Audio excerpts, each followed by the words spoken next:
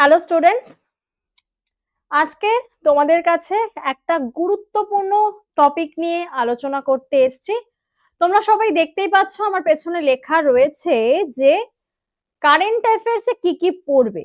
তোমরা প্রত্যেকেই জানো যে আমি তোমাদেরকে দীর্ঘ অনেক দিন যাবত কারেন্ট অ্যাফেয়ার্সের ক্লাস নিচ্ছি এবং আপকামিং অর্থাৎ আগামী কয়েক মাসের মধ্যে কিন্তু বেশ ভালোই ইম্পর্টেন্ট কিছু এক্সাম আমাদের রয়েছে এবং সেই এক্সামে অনেকে যারা কারেন্ট অ্যাফেয়ার্স নিয়ে একটু ভয়ে আছো, কিভাবে পড়বো, কোথা থেকে পড়বো এবং কিভাবে শুরু করব সেটা বুঝতে পারছো না, আর যারা অলরেডি শুরু করেছো কিন্তু কুল কিনারা খুঁজে পাচ্ছ না, তাদের জন্য ভিডিওটা অবশ্যই।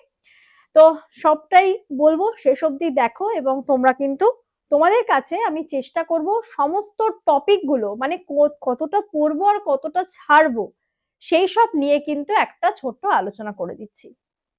তো দেখতেই পাচ্ছ আমি এখানে কিছু সিম্বল জাস্ট ইন্ডিকেট করার জন্য আপকামিং তোমাদের সিএইচএসএল এক্সাম আছে, এমটিএস এক্সাম আছে এবং এসএসসি সিজিএল এক্সাম কিন্তু রয়েছে এবং সেখানে যে জিকে জিএস এর পার্ট থাকে তার মধ্যেই কিন্তু কারেন্ট অ্যাফেয়ার্স ইনক্লুডেড থাকে। রয়েছে ওয়েস্ট বেঙ্গল পুলিশের পরীক্ষা, সেটাও দেখতে পাচ্ছ, কনস্টেবলের পরীক্ষা আছে এবং কেপি এসআই বলো, কেপি কনস্টেবল বলো, সব পুলিশের পরীক্ষা, ওখানেও কিন্তু ওই একইভাবে জিকে জিএস এর মধ্যে প্রশ্নটা আসে। আর আমাদের group C group D upcoming তার লাইব্রেরিয়ানের এক্সাম, সেখানেও সেম প্যাটার্নের। শুধু কেন্দ্রীয় সরকার এবং রাজ্য সরকারের মধ্যে কি তফাৎ? দেখো, সত্যি কথা বলতে গেলে কারেন্ট অ্যাফেয়ার্স এর কিন্তু কোনো সিলেবাস হয় না যে এইটুকু পড়বো, শুধু একটা প্রশ্নের মধ্যে ধরন পরিবর্তন হয় স্টেট লেভেলের এক্সামে আর একটা সেন্ট্রালের এক্সামে। তো চলো আজকে আমরা বিশেষ বিশেষ কি কি টপিক থেকে আমাদের প্রশ্ন আসে আর কোনটা আমরা পড়বো। আমি সবসময় একটা জিনিস তোমাদেরকে পড়াতে পড়াতেই বলি যে স্ট্যাটিক এই শব্দটা তোমরা শুনে থাকবে, কারণ কারেন্ট অ্যাফেয়ার্সে যেটা প্রথমবারের জন্য হবে বা কোনো কিছু ফার্স্ট টাইম হলো সেটা কিন্তু স্ট্যাটিক পোর্শনে চলে যায় এবং সেটাকে আমাদের জোর দিয়ে পড়তে হবে। সেই টপিকগুলোর মধ্যে ভাগ হতে পারে। চলো আমরা টপিকগুলো নিয়ে একটু আলোচনা করি। প্রথমেই দেখতে পাচ্ছ আমি হেডিং করেছি যে রাজনৈতিক, জাতীয় এবং রাজনৈতিক বিষয়। জিনিসটা কি? সেটা হচ্ছে রাজনীতি এবং শাসন ব্যবস্থা। দেখো, রাজনীতি মানে আমাদের পলিটিক্স বুঝি, এবার সেই অর্থে পলিটিক্স না হলেও এখানে আমরা পড়বো সিএম অ্যাপয়েন্টমেন্ট, অ্যাপয়েন্টমেন্ট অর্থাৎ কে কোন রাজ্যে কোন সিএম নিযুক্ত হচ্ছেন, বা যদি আন্তর্জাতিক স্তরে গিয়ে দেখতে পাবো কোন দেশের প্রেসিডেন্ট, অর্থাৎ ইন্টারন্যাশনালি যদি আমরা দেখি, ইন্টারন্যাশনালি আমরা যদি দেখতে পাই সেখানে দেখতে পাবো যে কোনো দেশের প্রেসিডেন্ট সে পরিবর্তন হচ্ছে কিনা, নতুন কেউ অ্যাপয়েন্টেড হচ্ছে কিনা, কেউ পুরনো যে রিটায়ারমেন্ট হচ্ছে কিনা, বা এই যে সিএম যখন আমি বললাম সিএম আমাদের পিএম, এই সমস্ত কিছু নিয়ে তারা কতটা ডিউরেশনে রয়েছে বা নতুন চেঞ্জেস হচ্ছে কিনা। শাসন ব্যবস্থার ক্ষেত্রে আমরা দেখতে পারি যে সেইখানকার শাসন ব্যবস্থা কোন পার্টি বিলং করছে, এই সমস্ত জিনিস নিয়ে কিন্তু এখানে আলোচনা হয়। এবার চলে এসো সেনা মহড়া, এটা একটা জাতীয় স্তরে আমাদের ন্যাশনালি বললাম কারণ আমরা জানি আমাদের ইন্ডিয়াতে যেটা এয়ার ফোর্স রয়েছে, তোমাদের আমাদের এয়ার ফোর্স, তারপরে নেভি এবং আর্মি, তাই না? এই যে ভাগগুলো, এখানকার যে সেনাবাহিনী তারা কিন্তু এই যে সেনা মহড়াগুলো করে, এটা কি বাইল্যাটারাল হতে পারে অর্থাৎ দ্বিপাক্ষিক হতে পারে, অর্থাৎ কি দুটো দেশের মধ্যে হয়, তিনটে দেশের মধ্যে হয়, বা মাল্টি ন্যাশনাল হতে পারে, বহু দেশের মধ্যে হয়। কারণ এই সামরিক মহড়াগুলো কি হয়, যখন যুদ্ধকালীন পরিস্থিতি আসবে সেখানে তারা কিভাবে নিজেদের পারফরমেন্সটা দেবে এইসব নিয়ে, কোন দেশের মধ্যে হচ্ছে সেই দুটো দেশের নাম, কোথায় হচ্ছে আর কবে থেকে হচ্ছে সেইটা আমাদেরকে জানতে হয়, এবং কারেন্ট মাসে অর্থাৎ যেই সময় পরীক্ষা রয়েছে তার গত 6 মাস 7 মাস এই কাউন্ট করে সেই সময় কোন কোনগুলো হয়েছে সেটা আমাদেরকে পড়তে হয়, সেটা আমাদেরকে জানতে হয়। পরবর্তী চলে এসো ইকোনমি। ইকোনমি কিন্তু অনেক বড় একটা পার্ট এবং ইকোনমির মধ্যে আমরা কোনটুকু বেশি পড়বো। দেখো, প্রথমে ইকোনমি বা অর্থনীতি বলতে আমরা কি দেখি, আমাদের যেই ফাইন্যান্স কমিশনটা রয়েছে তার মধ্যে, তাছাড়াও RBI reserve bank of India এর হিস্ট্রি বলো, তার স্ট্যাটিক পোর্শন, আমাদের SBI বলো, এছাড়াও বিভিন্ন সরকারি ব্যাংক, এছাড়াও আমাদের ইন্টারন্যাশনালি দেখতে গেলে IMF কোথায় রয়েছে, হেডকোয়ার্টার কি, কোন সদস্য, বিশেষ করে তো এই সমস্ত RBI কোনো গভর্নর কে হচ্ছেন, ডেপুটি গভর্নর কে হচ্ছেন, এই সমস্ত অ্যাপয়েন্টমেন্ট গুলো আমাদেরকে জানতে হয়। এছাড়াও জিডিপি কে কত রেট সেটা বলছে, জিডিপি গ্রোথ কত হচ্ছে, আমরা দেখতে পাই RRR অর্থাৎ রেপো রেট, তারপরে RRR, রিভার্স রেপো রেট, এই সমস্ত পার্সেন্টেজ কতটা রয়েছে, কি বৃত্তান্ত, এগুলো কিন্তু আমরা অর্থনীতির মধ্যে আলোচনা করে থাকি। তো এগুলো কারেন্টের প্রশ্নের মধ্যে আসতে দেখা গেছে। এবার চলে এসো বিল এবং আইন, অর্থাৎ অ্যামেন্ডমেন্ট বিল, অর্থাৎ যখন এই যে আমাদের পার্লামেন্টে সেশন চলে, মনসুন সেশন বলো, বাজেট সেশন বলো, উইন্টার সেশন বলো, সেখানে যেই সময় যে বিল পাস হচ্ছে, কোনো দেশের কোনো নাগরিক বিল, তারপরে ইউনিফর্ম সিভিল কোড, এই যে এই সমস্ত বিলগুলো অনেক ক্ষেত্রে থাকে। রিসেন্টলি তোমাদের আমি পড়িয়েছি পাঞ্জাবের ক্ষেত্রে একটা নতুন বিল পাস হচ্ছে সাইন ল্যাঙ্গুয়েজ ইউজ করার ব্যাপারে। তো এই যে বিভিন্ন স্টেটের ক্ষেত্রে বিভিন্ন ধরনের বিল পাস হচ্ছে, সেগুলো আমরা এর মধ্যে দিয়ে দেখি, সেটাই আমাদেরকে কারেন্ট অ্যাফেয়ার্স এর প্রশ্নে চলে আসে। আইনের ক্ষেত্রে বিভিন্ন রকমের অ্যাক্ট, কোন অ্যাক্ট কোন ইনসিডেন্টের জন্য প্রযোজ্য, আর্টিকেল কত নাম্বার, আর্টিকেল তো ভেরি এটা পলিটিক্যাল মানে পলিটিক্যাল ব্যাপার স্যাপারের মধ্যেও চলে যাচ্ছে, বাট এটাও কিন্তু কারেন্টলি তোমার যদি দেখবে যে স্ট্যাটিকের সাথে কিভাবে রিলেশন রয়েছে, কারেন্টলি ঘটছে সেরকম বিষয় থেকে আমরা পড়তে পারি। এছাড়াও রয়েছে দেখো আন্তর্জাতিক বিষয় বস্তুর মধ্যে ভূ রাজনীতি, অর্থাৎ আমরা যাকে বলি জিও পলিটিক্স। এই জিও পলিটিক্স এর মধ্যে কি কি আমরা দেখতে পাই ক্লাইমেট, অর্থাৎ যদি আমরা জলবায়ু নিয়ে দেখি, বিভিন্ন ক্লাইমেট চেঞ্জ, তারপরে আমাদের এই জনসংখ্যা বলো, জনসংখ্যা রিলেটেড, বা আমাদের প্রাকৃতিক সম্পদ বলে থাকো, প্রাকৃতিক সম্পদ, এই সমস্ত জিনিসপত্র নিয়ে আলাপ আলোচনা। এক একটা দুটো দেশের মধ্যে দেখতে পাচ্ছি আমরা, এই যে আমাদের দেশের প্রধানমন্ত্রী বিদেশ সফরে যাচ্ছেন, সেই সমস্ত দেশের প্রধানমন্ত্রীর সাথে একটা সমঝোতা বা চুক্তি স্বাক্ষর করছেন, কি বিষয়ে করছে, কবে করছে, কেন করছে, এইসব বিষয় আমাদেরকে জানতে হয়, এবং তার মূল বিষয়বস্তু কি সেগুলো নিয়ে আমরা জানবো, এবং সেখান থেকে সেই প্রশ্ন দিয়ে থাকে। এটাও আমাদের একটা কারেন্টের পোর্শনের টপিক হয়ে থাকে। আর বৈশ্বিক শীর্ষ সম্মেলন, এটা তো যত ইম্পর্টেন্স বলবো, স্টার মার্ক দিলে ততই কম পড়বে, ততই আমার কম পড়বে। কারণ কি, এই দেখো যদি আমি বৈঠকগুলির মধ্যে দেখি G20, G7, তারপরে চলে যাও ব্রিক্স, তারপরে এই যে বিমস্টেক, এই যে সব সংগঠনগুলো, এই যে সংগঠন, তার বৈঠক কোন দেশে হচ্ছে, কত তারিখ থেকে কত তারিখে হয়েছে, এত সালের বৈঠক কোন দেশে হয়েছে, হেডকোয়ার্টার কোথায় রয়েছে, এই জিনিসগুলো কিন্তু তোমরা সবাই জানো। এটা অ্যাজ এ স্ট্যাটিক পার্ট হিসাবে শুধু বছর বছর চেঞ্জ হয়, এবং বছর বছরে শুধু যেখানে হোস্ট হচ্ছে কততম এডিশন, আমাদের সেই এডিশন গুলো কিন্তু পড়তে হয়। তো এই যে আমি একদম জিস্ট করে দেখছি, মানে তোমাদেরকে গুছিয়ে বলছি যে এই টপিকগুলো আমাদেরকে পড়তে হয়, কারণ কারেন্টে অনেক কিছু থাকে, ওই যে বললাম কারেন্টের কিন্তু সিলেবাস হয় না, বাট আমাদেরকে টপিক বুঝে পড়তে হয়। তো এই গেল। আর তার মধ্যে এবার সব থেকে আরেকটা আলাদা পার্ট, সেটা হচ্ছে কি ইনফরমেশন এবং টেকনোলজি।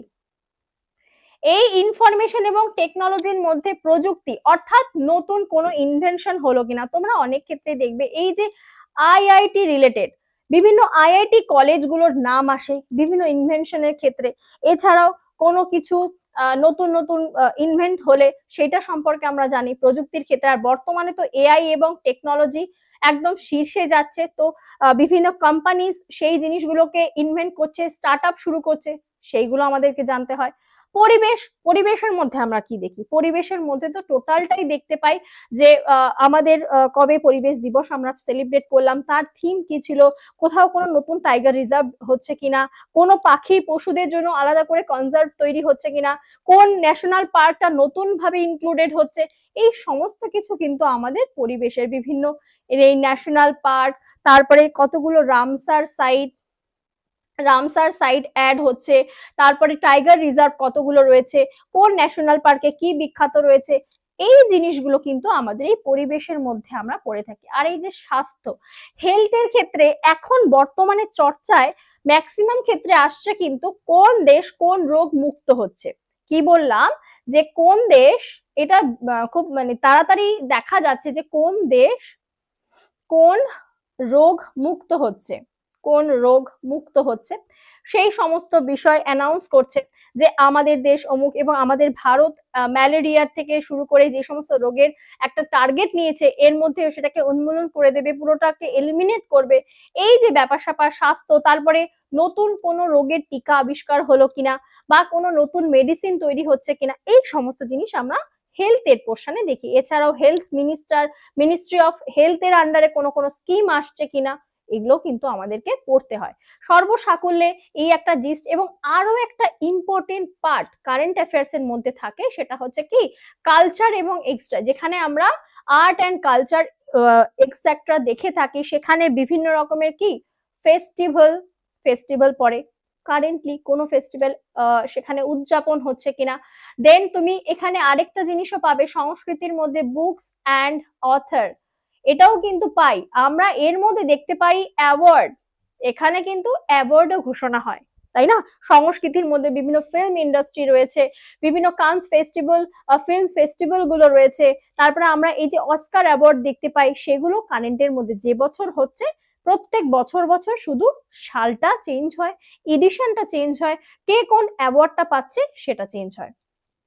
এবং যেই বছর আসবে সেই বছর আমাদেরকে আলাদা করে পড়তেই হবে। আর খেলাধুলা তো একটা আলাদা নিজেই একটা বড় পার্ট, সেখানে বিভিন্ন আমাদের ক্রিকেট বলো, তারপরে চেস, ফুটবল, অলিম্পিক, যত রকমের খেলা হতে পারে, অলিম্পিক, এই যে এই সমস্ত স্পেশাল খেলা, তাহলে ম্যাম কোনটা ছেড়ে কোনটা পড়বো? তোমাকে অবশ্যই নিজেকে সেই ওয়েটেজটা দেখতে হবে। কেউ যদি প্রথমবার কিছু পেলো, বা যত সালে আমি পরীক্ষাটা দিচ্ছি, আমার যে বছর পরীক্ষা তার থেকে ঠিক ব্যাকওয়ার্ডে গেলে 6 থেকে 7 মাস, 6 থেকে 7 মাস সময় দেখতে হবে কোন কোন ইম্পর্টেন্ট খেলাগুলো হয়েছে। তাহলে সেই সমস্ত খেলার কে গোল্ড মেডেল পেলো বা কে কোন সিলভার মেডেল পেলো, কোন দেশ শীর্ষে রয়েছে, এগুলো আমাদেরকে কিন্তু একটা ছোট্ট পয়েন্ট করে লিখে নিতে হবে। অনেকের কাছে প্রশ্ন কনফিউশন থাকে যে ম্যাম রেগুলার কারেন্ট অ্যাফেয়ার্স করব, মান্থলি করব, উইকলি করব, নাকি একেবারে 6 মান্থস করব। আমি পার্সোনালি সাজেস্ট করব তোমাদেরকে রেগুলার যদি বলো কারেন্ট অ্যাফেয়ার্স এর জন্য, রেগুলার বেসিসে যদি সময় বার করতে পারো, বেশি না 15-20 মিনিট থেকে 25 মিনিট, 20 মিনিট থেকে 25 মিনিট সময়টা দাও রেগুলার। যেটা আমাদেরও, আমি তোমাদেরকে পার্সোনালি ক্লাস করাই, অনেকে করে, এবং সেখানে আমি রেগুলার কোয়েশ্চেনের সাথে কিন্তু অনেকটা ইনফরমেশন দিয়ে থাকি। সেই জিনিসগুলো তোমাদের কি হয় এখন এসএসসির ক্ষেত্রে যদি বলি, সেখানে স্টেটমেন্ট বেস কোয়েশ্চেন আসছে, সেই জন্য তোমাকে পুরো প্রশ্নের আশেপাশটা কিন্তু ভালো করে জানতে হবে। অল্প একটু জানলে, শুধু কোয়েশ্চেনটা জানলাম পরেরটা শুনলাম হয়ে গেল, অপশনটা দেখলাম হবে না কিন্তু। আর আমি বলবো রেগুলারটা তুমি যদি অভ্যাস করতে থাকো না, কারেন্ট অ্যাফেয়ার্স একটা অভ্যাসের মতো, তুমি যদি এটাকে স্ট্যাটিকের মতো মনে করো, ও আজকে আমাকে পড়তে হবে, কালকে আমাকে পড়তে হবে, আবার পরশুদিন এটা পড়তে হবে, না থাক একবারে এক সপ্তাহটা পড়ে নেব, তার থেকে আমি বলবো সারা দিনের মধ্যে তুমি অন্যান্য সাবজেক্ট যা প্র্যাকটিস করছো করো, তার মধ্যে যদি 20 থেকে 25 মিনিট সময়টা বার করো, একটা তোমার যেখানে পছন্দ হয় সেখানের একটা ভিডিও নাও, লাইভ ক্লাস করলে তো খুবই ভালো। তোমার সেই কোনো ডাউট থাকলে তুমি প্রশ্ন করতে পারো। আমাদের নিজস্ব টেক্সটবুক অ্যাপেও আমি তোমাদেরকে ক্লাস করাই কারেন্ট অ্যাফেয়ার্সে, অনেকেই আছো যারা ক্লাস করো, যারা করো না তাদেরকে বলবো নিজেদের পছন্দ মতো যেখানে দেখো একটা ভিডিও নাও, সেখানে রেগুলার কোয়েশ্চেন অ্যান্সার গুলো প্র্যাকটিস করো, মানে নতুন নতুন যে, কারণ কি বলতো রেগুলার আপডেটেড থাকা খুব ভালো। অ্যাজ এ কম্পিটিটিভ এক্সামের অ্যাসপিরেন্ট হিসাবে বলবো আপডেটেড থাকাটা ভীষণ জরুরি। তাই জন্য কারেন্ট অ্যাফেয়ার্স পড়ে তোমাকে জানতে হবে, এবং সেইটাকে তুমি স্পিড বাড়িয়ে দেখো, দরকার হলে উইকলিও প্র্যাকটিস করো, মান্থলিও প্র্যাকটিস করো। তুমি যতবার একই কোয়েশ্চেন বারবার রিপিটেড ভাবে পড়তে থাকবে না, তোমার মাথায় সেটা গেঁথে যাবে। সেই প্রশ্নের সাথে এক্সট্রা ইনফরমেশনও কিন্তু তুমি যদি নিজের মাথায় নিয়ে নাও, অন্য ঘুরিয়ে প্রশ্ন দিলেও তুমি সেটা অ্যাটেন্ড করতে পারবে। আমি সেইটাই সাজেস্ট করব সবাইকে, যে অনেকে বলে যে ম্যাম আমি উইকলি করে নেব, মান্থলি করে নেব, কিন্তু আমি পার্সোনালি বলবো যে রেগুলার তুমি যদি 20 থেকে 25 মিনিট একটু সময় দাও, সময় দিয়ে একটু রেগুলার, যে আজকে দেখি না যে কি কি খবর আসছে, আজকে কি কি হলো, একটু ছোট্ট করে ঝালাই করে নাও। আর অবভিয়াসলি যদি স্পেশাল ক্লাস থাকে, সেই স্পেশাল ক্লাসে তোমাদের আলাদা টপিক ওয়াইজ তোমরা দেখে নিতে পারো, বাট কারেন্ট অ্যাফেয়ার্সটা রেগুলার একটু ইনক্লুড কিন্তু করাটা খুব দরকার যারা এখনো শুরু করনি। এছাড়াও এক্সট্রা কিছু টপিক থাকে, সেটা হচ্ছে এই যে নাগরিকত্ব বিল যেটা বললাম, বিভিন্ন ক্ষেত্রে কেন্দ্রীয় বাজেটের প্রভাব, বাজেট সেই ক্ষেত্রে প্রচুর প্রশ্ন দেয়, ভারতের বৈদেশিক নীতিগত উদ্যোগ এবং কূটনৈতিক সফর, এটাও জিওপলিটিক্স এর মধ্যেই পড়ে যাচ্ছে, জুস প্রবরের মতো মহাকাশ অনুসন্ধান এবং উদ্যোগ অর্থাৎ স্পেস রিসার্চের ক্ষেত্রে, স্বাস্থ্য, শিক্ষা এবং কল্যাণের সরকারি উদ্যোগ, জলবায়ু পরিবর্তন এটা পরিবেশের ক্ষেত্রেই রয়েছে, শিক্ষা, স্বাস্থ্য এবং সমাজ কল্যাণ সম্পর্কিত সরকারি উদ্যোগ রয়েছে, সামাজিক কর্মসূচিগুলো রয়েছে, কৃত্রিম বুদ্ধিমত্তা ওই যে এআই দিয়ে বললাম, ইনফরমেশন এবং টেকনোলজির মধ্যে পড়বে। তারপরে রয়েছে সংসদ কর্তৃক গৃহীত গুরুত্বপূর্ণ বিল এবং আইন, এটাও তোমাদেরকে আলোচনা করে দিয়েছি, এবং আন্তর্জাতিক সংস্থা বৈশ্বিক স্তরে ভূমিকা রয়েছে। তো একটা ছোট আইডিয়া আমি দেওয়ার চেষ্টা করলাম তোমাদেরকে, যে যারা এতদিন ধরে আমার ক্লাস করছো তারা তো অবভিয়াসলি জেনে গেছো ম্যাম কিভাবে পড়াই বা না পড়াই, যারা নতুন দেখছো, যারা মনে করছো আমি কারেন্ট অ্যাফেয়ার্সটা কিভাবে শুরু করব বুঝতে পারছি না, তাদেরকেও কিন্তু একটা ছোট আইডিয়া দিয়ে দিলাম যে তোমরা এইভাবে শুরু করো। কারণ দেখো কারেন্ট অ্যাফেয়ার্স মুখস্থ করাটা একটু চাপের, কারেন্ট অ্যাফেয়ার্সটাকে নিজের অভ্যাস তৈরি করো, যে আজকে আমি এইভাবে পড়তে পড়তে পড়তে পড়তে, দেখো কারেন্ট অ্যাফেয়ার্সটা এমনি মানে একটু ইন্টারেস্ট আসে না অনেকের ক্ষেত্রে, পড়তে চায় না, কিন্তু তাও নিজেকে আপডেটেড রাখাটা খুব জরুরি। আমি আবারও বলছি, এর জন্য 20-25 মিনিট রেগুলার টাইম দাও, নিজের পছন্দ মতো কোনো একটা জায়গা থেকে, চ্যানেল থেকে ভিডিও দেখো, সেগুলো কোয়েশ্চেন গুলো জানো, সেটাকে রিভিশন করো, উইকলি প্র্যাকটিস করো, মান্থলিও প্র্যাকটিস করো। তুমি একটা প্রশ্ন বারবার প্র্যাকটিস করতে করতে তুমি এমনি বুঝে যাবে যে কোনটা পরীক্ষায় আসার মতো। তুমি যত দেখবে না, তোমার নিজের মাথায় স্টিক করবে, হ্যাঁ এই প্রশ্নটা কিন্তু পরীক্ষায় আসতে পারে, তো এইটার জন্য নিজেকে প্র্যাকটিস করতে হবে। তো এই একটা ছোট্ট আলোচনা তোমাদের সাথে করলাম, কেমন লাগলো অবশ্যই কিন্তু জানাবে যদি হেল্পফুল হয়, আর ভিডিওটা ভালো লাগলে তোমরা লাইক করো অবশ্যই। আর কেউ যদি চাইছো আমাদের ব্যাচে ভর্তি হতে, অবশ্যই আমাদের ব্যাচে কিন্তু চলে আসতে পারো। আমাদের কেপি এবং ডব্লিউবিপি পুলিশ কনস্টেবলের জন্য নতুন ব্যাচ কিন্তু অলরেডি শুরু হয়ে গেছে। কেউ যদি নিতে চাও অবশ্যই 7557050299 এই নাম্বারে আমার সাথে যোগাযোগ করে নিতে পারো। তোমার ব্যাচ রিলেটেড কোনো কোয়ারিজ বা অন্য কোনো কোয়ারিজ থাকলেও তুমি এই নাম্বারে আমার সাথে যোগাযোগ করে নিতে পারো। আর WB group C and D এর জন্য আমাদের ব্যাচ রয়েছে, এসএসসি এমটিএস ও রয়েছে, সেন্ট্রালের পরীক্ষার জন্য গ্রুপ ডি, যে কোনো রকমের ব্যাচ চাইলে নিতে পারো। আর আমাদের অফার স্কিম তো তোমরা প্রত্যেকেই জানো, যদি নাও 5 টাকার বিনিময়ে তোমরা 5 দিনের ভ্যালিডিটি পেয়ে যাচ্ছ, 599 টাকার বিনিময়ে পেয়ে যাচ্ছ কি 6 মাসের ভ্যালিডিটি, 600 টাকায় 6 মাস, এবং 1 বছরের, যারা সিরিয়াস স্টুডেন্ট অবভিয়াসলি 6 মাসের তো পড়বে না, পড়লে 1 বছর 2 বছরের জন্যই নিতে চাও তাহলে অবশ্যই নিয়ে নিতে পারো 1099 এবং 1399 তে। আর তার সাথে সাথে text book pass pro max, এখানে কিন্তু আনলিমিটেড প্রশ্ন তোমরা পেয়ে যাবে, সেটা কি মক টেস্ট দিতে দেওয়ার জন্য। তো এটা সম্পূর্ণ ফ্রিতে পেয়ে যাচ্ছ। কেউ যদি নিতে চাও NITI এই কুপন কোডটা কিন্তু ইউজ করতে পারো, তাহলে ম্যাক্সিমাম ডিসকাউন্টটা পেয়ে যাবে। তো অবশ্যই যদি তোমাদের ভিডিওটা ভালো লেগে থাকে অবশ্যই একটা লাইক করে দিতে ভুলো না। আর নতুন যারা দেখছো, চ্যানেলে যারা নতুন, সাবস্ক্রাইব করে দিও এবং শেয়ার করে দিও ভিডিওটা বন্ধুদের মধ্যে। যদি অবশ্যই ভালো লেগে থাকে কমেন্ট করতেও ভুলো না কেমন লাগলো তোমাদের। তো চলো, তোমাদের সাথে আবার দেখা হবে একটা ক্লাসে। তো ততক্ষণ সবাই সুস্থ থেকো, ভালো থেকো আর সাবধানে থেকো, আর পড়াশোনার মধ্যে থেকো। চলো, টাটা।